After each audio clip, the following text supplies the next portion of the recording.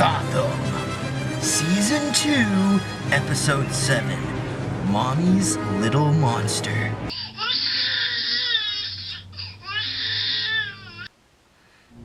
How you doing, guys and gals of the real family? J-wil the artist is here, back with more Gotham. Now with a newly titled rendition of the Real Talk Plot Holes. We're here to talk about another episode of Gotham. And boy, crap has really hit the fan this time. And I mean that literally. Like a bunch of monkeys, feces in hands, throwing them at your mother's ceiling fan. That's how serious this got this time. We open up this episode with the CEO of Dicks R Us, Theo Galavan, tricks and kills the Penguin's mother. Now, I wasn't surprised at all with Penguin's mom getting axed off. I mean, I was anticipating it. And literally, it was just so expected. Like, a few episodes into when we first got introduced to her in Season 1, I knew, yeah, you're gonna die at some point. Someone's going to kill you. You're not a safe character.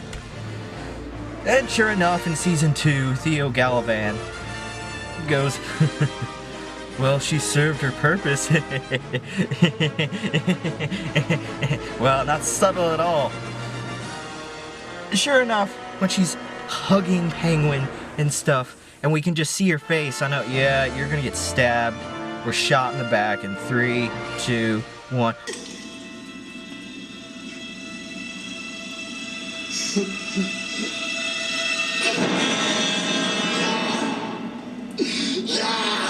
Oh my gosh! She's dead! Wow! Wow, of course. How else would you construct this story? Sure enough, though, Penguin is furious, and if we've learned anything from this show so far, we've learned you don't mess with Cobblepot's mother. And sure enough, Cobblepot looks at Theo and utters the words, I'm going to kill you.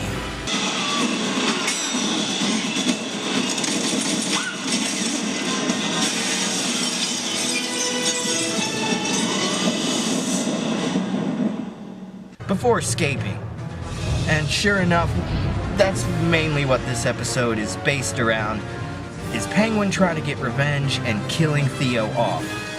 We know Theo's not going to die in this episode, as much as we would like to see that. I swear, he is the most arrogant villain I've ever seen in comic book TV show history, ever. So then, and boy is Penguin pissed. He brings all hell loose. And I loved it. At first going in this episode, I'm like, yeah, he's gonna go after Theo. That's gonna happen. But the March of the freaking Penguins, that was an epic twist of events, even for comic book villain standards.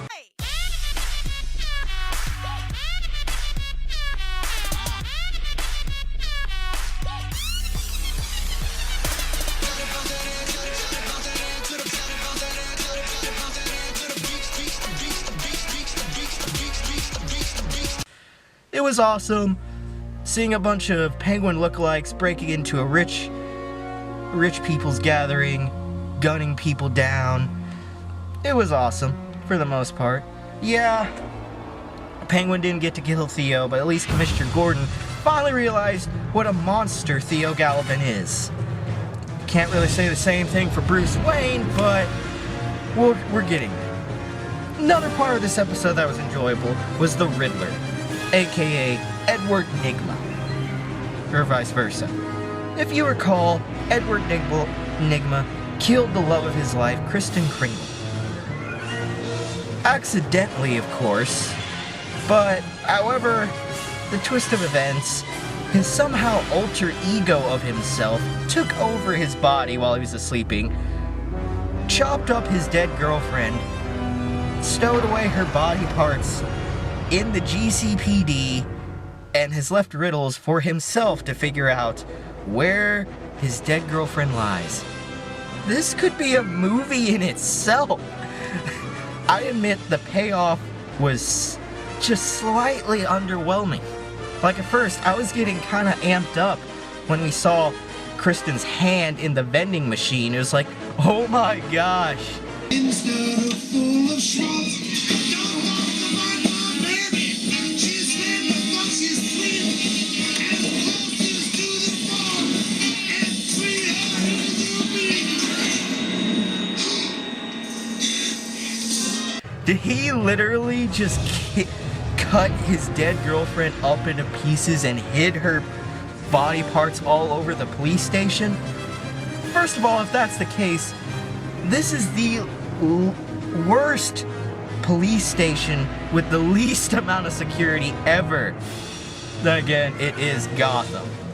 But still, it was kind of strange because the rest of her body was in one of the autopsy drawers in the medical examiner room. It's Miss Kringle. We had a fight. I'm sorry. Every relationship, Which is kind of strange why you needed riddles for that in the first place. You didn't even need a riddle for that. If you figured out her body was at the GCPD, the police station, wouldn't that be the first place you'd look? Why even chop off her hand and put it in the vending machine to just signify, oh, look at us, we're gory, look what we can do. It's intense. I would have liked to see them go all out. Like, there are parts of her body hidden all around the police station, and him constantly finding riddles to find each one. But yeah, this is, I guess they can only go so far with TV. I guess, I don't know. The gore level on this show confuses me. Like what they can and can't show, and it's really inconsistent. I would have liked to see more of that aspect of the episode, especially with the Riddler backstory. But they didn't go in as much depth as I wanted. And still, I mean, really, you hide her in the most obvious place in a police station that someone would look.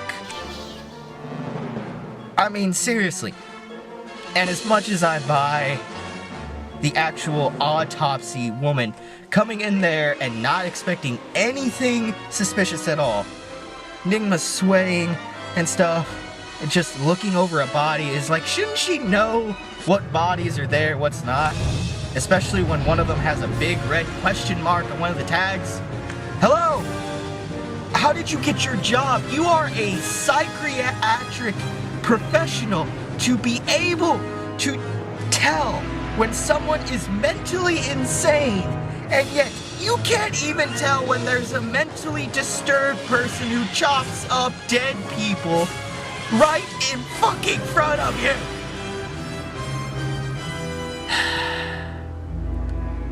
Anyway, it was still a pretty fun aspect of the episode, though.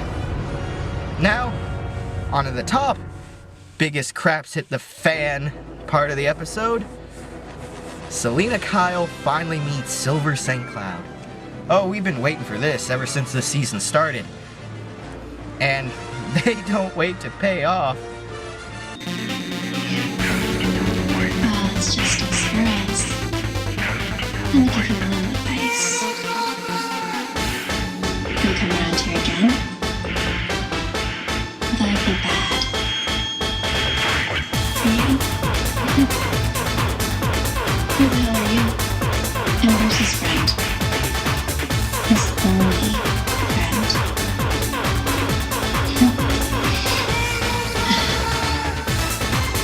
And you're a piece of gutter trash. And tell me something. Whenever you're seeing fun, you're just good.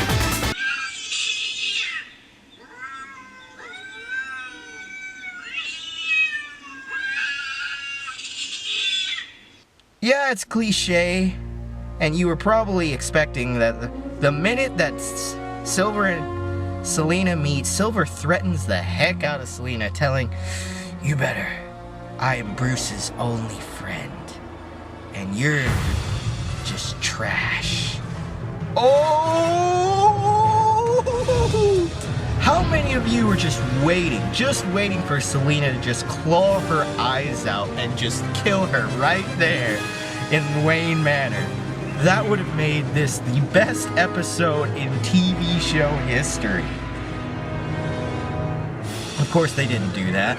They took it in a route that is cliche, somewhat that has been done before. The minute that happens and she's there eating lunch or whatever with Bruce and Silver. Buying her act? I beg your pardon? Let me ask you a question. How long have you been a two-faced slut? I bet a lot of you like me were like, oh, it just went down. It just got real. I was about to see it. I was getting so excited to see a cat fight, no pun intended. But of course, you knew which direction this was going towards. She would fake it and leave. Bruce would get mad at her, wouldn't believe her, and... You're good. I'm sorry. Goodbye, Bruce. Silver. What did you just do? I know you're not the best judge of, like, you know, people, but that girl is bad news. I just did you a favor. I want you to leave. Fine. Whatever. Maybe you're right. Maybe I'm not the best judge of people. Because all this time I thought you were my friend. But clearly you have no idea what that means.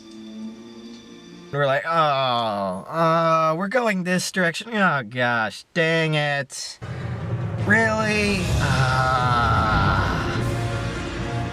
I hope that they don't drag this on. Seriously, Bruce Wayne in the comics books has been depicted as the greatest detective in comic book history, at least amongst DC. And yet he is the most dumbest person on the show so far. Selena, Commissioner Gordon, they've all figured out what a dirtbag Theo Gallivan and his crew are, and yet Bruce Wayne, the supposed Sherlock Holmes of comic book history, can't even figure out just because he wants a little piece of pussycat? Okay, still, no pun intended. And wrong, they're just kids. They're just kids. But still. And yeah, we had to see Silver and Bruce shove their tongues down each other's throats.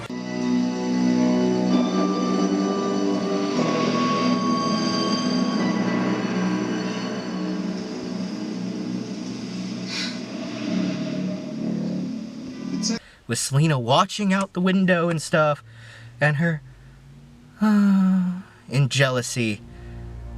Man, I can't believe they're going this cliche of a route. It was anticipated, yeah, but I just can't wait for the anticipation of Selena just killing Silver. Or, like, if that even happens, I'm not suggesting that happens, but as soon as Silver dies or just leaves the show, same with Theo, I will not miss any of them. I really will not. Obviously. Now, obviously, you know what's gonna happen, and eventually, sometime in the season, I hope, Bruce finds out about Silver and Theo's master plans. Now, the only question is, what's that gonna affect with Selena and Bruce's friendship? There's no real way to tell, but as far as I know... It's a Pinewood mess, but I appreciate the enthusiasm. That smell really does slap you in the face, doesn't it, Alfred?